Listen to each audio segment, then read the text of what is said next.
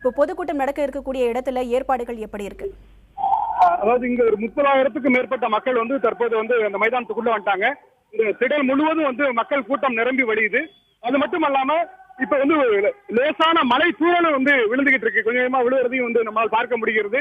நல்ல மின்னொளி விளக்குகள் வந்து அமைக்கப்பட்டிருக்கு. ஒரு பகல் போல இந்த மைதானத்தை மாற்றக்கூடிய அளவிற்கு அந்த மின்னொளி விளக்குகள் வந்து அமைக்கப்பட்டிருக்கு.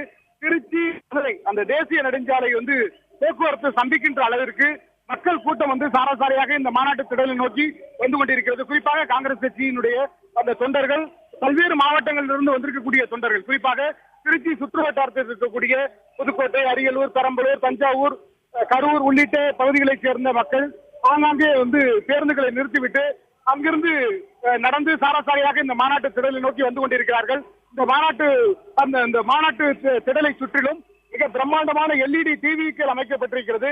மேடையில் என்ன நடக்கிறது என்பதை உடனுக்குடன் வந்து தெரிந்து கொள்ளக்கூடிய விதத்திலும், தூரமாக இருந்து யார் மேடையில் பேசுகிறார் என்பதை அறிந்து கொள்ளக்கூடிய விதத்திலும் இந்த LED டிவிக்கள் அமைக்கப்பட்டிருக்கிறது. இந்த மலைச்சாரல் என்பது கொஞ்சம் கொஞ்சமாக அதிகரித்துக் கொண்டே இருக்கிறது. அது மட்டுமல்லாமல் வான உயரத்திற்கு இங்க வந்து காமராஜர், இந்திரா காந்தி, ராகுல் காந்தி, காங்கிரஸ் கமிட்டியினுடைய தமிழக தலைவர் EVK சிலங்கோவன் உள்ளிட்ட தலைவர்களுடைய கட் அவுட்டுகள் இங்கு வந்து வைக்கப்பட்டிருக்கிறது. இன்னும் சிறிது நேரத்தில் ராகுல் காந்தி இங்கு வருவார் என்று எதிர்பார்க்கப்படுகிறது. 2000க்கும் மேற்பட்ட போலீசார் இந்த மாநாட்டு திடலை சுற்றி சீருடையிலும் சீருடை அல்லாமலும் வந்து பாதுகாப்பு பணியில் வந்து ஈடுபட்டிருக்காங்க. அது மட்டும் இல்லாமல் தற்காலிக கோபுரங்கள், கண்காணிப்பு கோபுரங்கள் அமைக்கப்பட்டிருக்கிறது. அந்த கோபுரங்கள் நின்று கொண்டு பைனாக்குலரை கொண்டு மக்களை கண்காணிக்கக்கூடிய பணியிலும் வந்து காவல்துறையினர் ஈடுபட்டிருக்காங்க. நிச்சயமாக லெனின், இன்னும் சற்று நேரத்தில் ராகுல் காந்தி பொதுக்கூட்ட மேடைக்கு வர இருக்கிறாரு. இந்த சூழ்நிலையில அவரை வரவேற்பதற்காக அரசியல் தலைவர்கள்லாம் யாரெல்லாம் இருக்காங்க? அதாவது காங்கிரஸ் கட்சியினுடைய மேல்ட பார்வையாளர் முகுல் அவர் இருக்காரு. அதே போல இலங்கோவன், கோபண்ணா உள்ளிட்ட முன்னணி தலைவர்கள் வந்து அவரை வந்து வரவேற்கிறதுக்காக தயார் நிலையில் இருக்காங்க. இப்ப மழை தூறல் என்பது அதிகரித்துக் கொண்டிருக்கிறது. அந்த சூழ்நிலையிலும் கூட மக்கள் கூட்டம் வந்து சற்றும் வந்து கலையாமல் வந்து ரொம்ப உற்சாகத்தோடு வந்து நின்றுகிட்டு இருக்காங்க.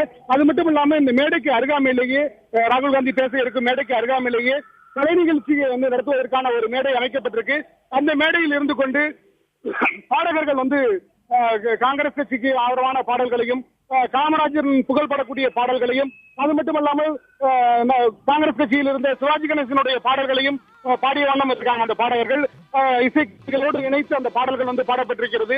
அந்த பாடல்களை கேட்டு தொண்டர்கள் மிகுந்த உற்சாகத்தோடு கரவொலி எழுப்பியும் விசில் எழுப்பியும் நடனமாடியும் வந்து தங்களுடைய உற்சாகத்தை வெளிப்படுத்திக் கொண்டிருக்கிறார்கள்.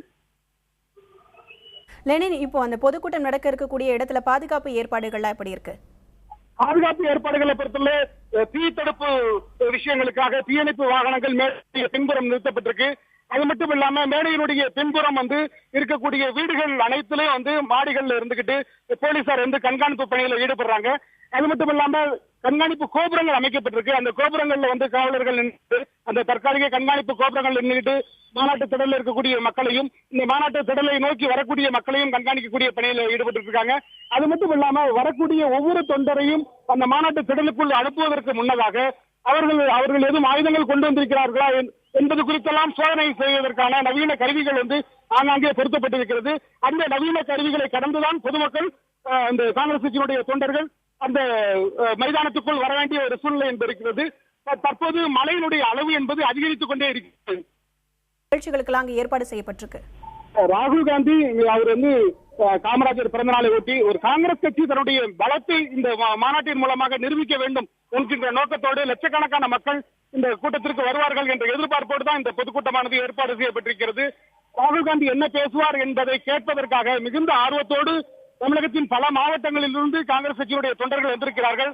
தற்போது எதிர்பாராத விதமாக இந்த மழை வந்து அதிகரித்ததால் நாற்காலிகளை வந்து தலைகளாக தூக்கி கொண்டு, நாற்காலிகளை குடைகளாக மாற்றிக்கொண்டு இங்க காங்கிரஸ் கட்சியினுடைய தொண்டர்கள் மைதானத்தில் நிற்பதை நம்மால் பார்க்க முடிகிறது. அது மட்டுமல்லாமல் அந்த தேசிய நெடுஞ்சாலை முழுவதும் மக்கள் கூட்டம் வந்து நனைந்தவாறு நின்று கொண்டிருக்கிறார்கள். கூட்டத்தில் இந்த மழை தூறல் காரணமாக ஒரு சிறு சலசலப்பு ஏற்பட்டது. தற்போது மழை தூறல் படிப்படியாக குறைந்து கொண்டிருக்கிறது. ராகுல் காந்தியுடைய பேச்சை கேட்க வேண்டும் என்கின்ற ஆவலோடு இந்த மக்கள் சற்றும் சலனம் இல்லாமல் வந்து நின்று கொண்டிருக்கிறார்கள்.